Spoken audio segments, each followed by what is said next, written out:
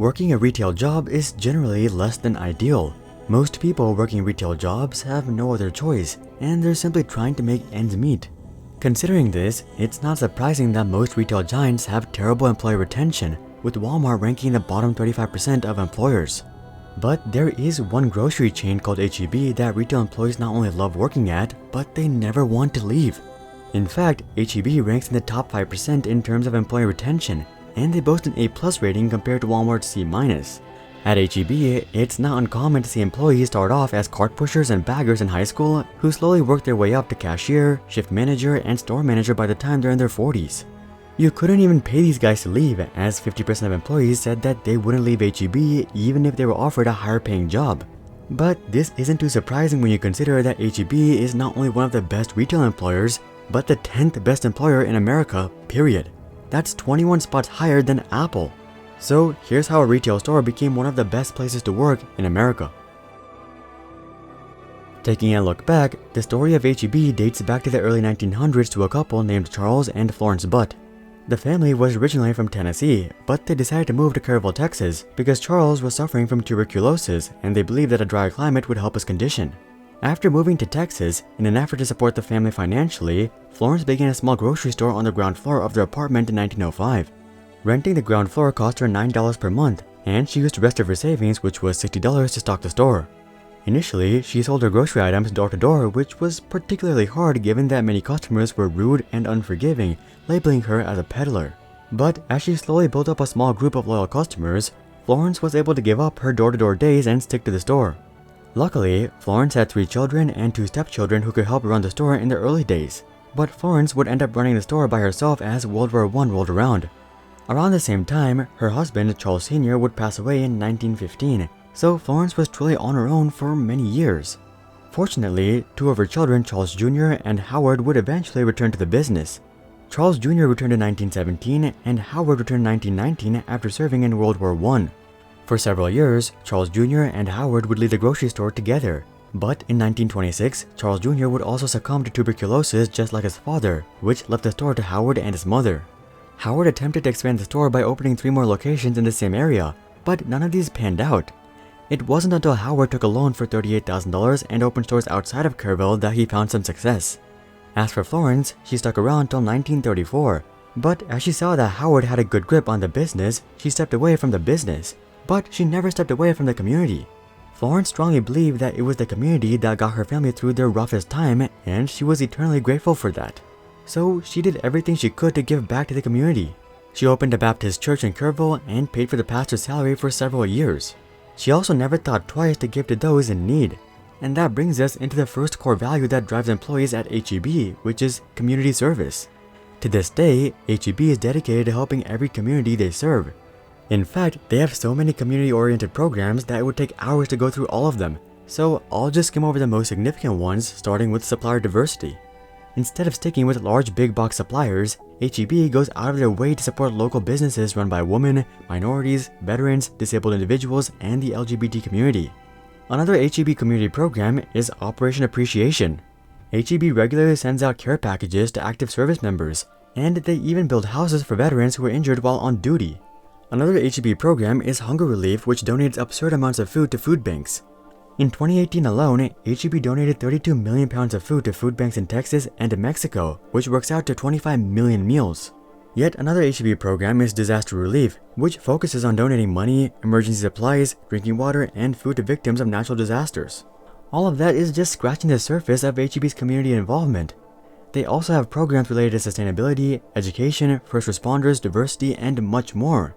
And on top of all of that, HEB has been donating 5% of their pre-tax income to charity for over 80 years. Given HEB's substantial community involvement, HEB employees often feel like they're not just working a job, but that they're truly serving their community. And this has done wonders for HEB's employee satisfaction and spirit. Anyway, going back to Howard, he relocated the headquarters of the business to Harlingen, Texas in the late 1920s, and he would open the company's first distribution center. In Harlingen, Howard began the tradition of supporting local suppliers by opening the Harlingen Cannery, which featured Texas-grown, Texas-packed food. Over the next several years, Howard opened a handful of stores across Texas in Laredo, Corpus Christi, Austin, and San Antonio. These stores were generally about 10,000 square feet on average, so much bigger than the grocery store his mom used to run. But just as everything was progressing forward, a massive hurricane would destroy the company's distribution center in 1933.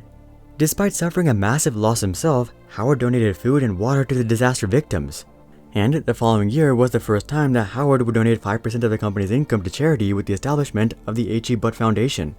In 1935, Howard changed the name of the grocery store from C.C. Butt Grocery to H.E. Butt Grocery. He would eventually shorten this to H.E.B. in 1946.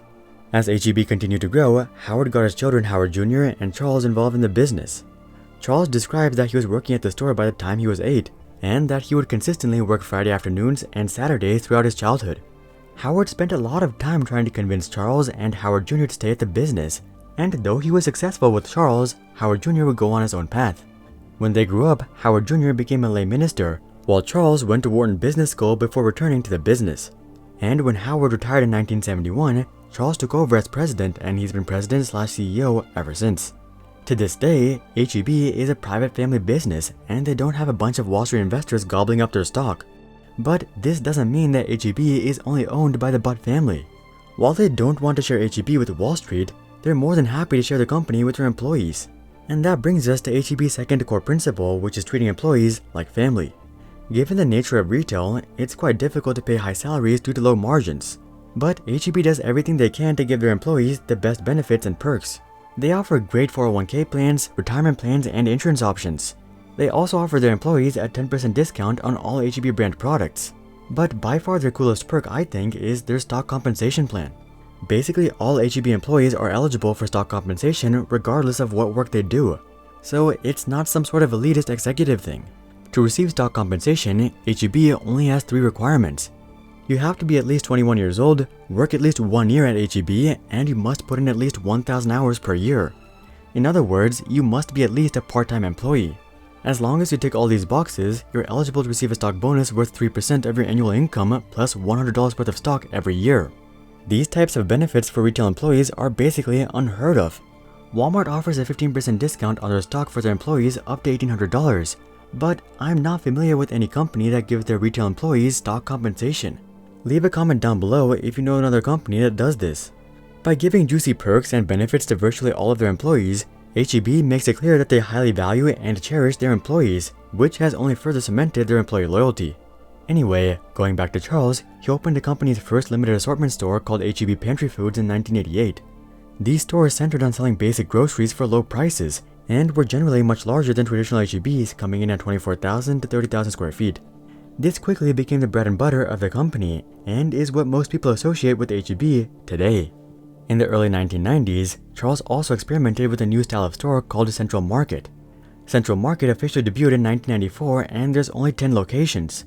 But each of these locations are massive, coming in at 90,000 to 100,000 square feet. Central Market is basically HEB's version of Whole Foods. Moving forward, HEB expanded into Mexico in 1997 with a store in Monterrey.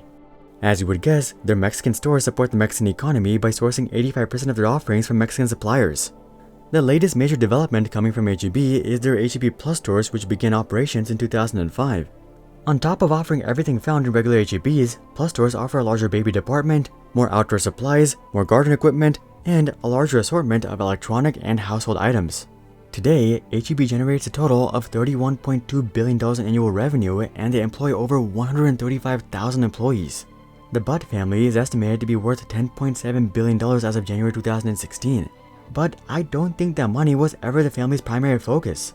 And I think that's really the secret behind their success. Florence didn't start HEB to get super rich. She started it out of desperation to financially support her family. As soon as the family became financially stable, Florence turned her focus onto giving back. And that's how the family has run the company ever since, whether that be giving back to employees, customers, or the community.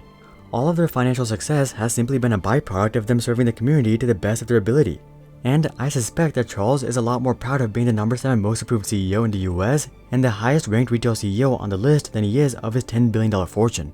Have you guys ever worked a retail job? And if so, how was your experience? Comment that down below. Also, drop a like if you think Walmart should take note from HEB. And of course, consider joining our Discord community to suggest future video ideas, and consider subscribing to see more questions logically answered. But until then, I'm Hari, and I'll see you guys on the next one.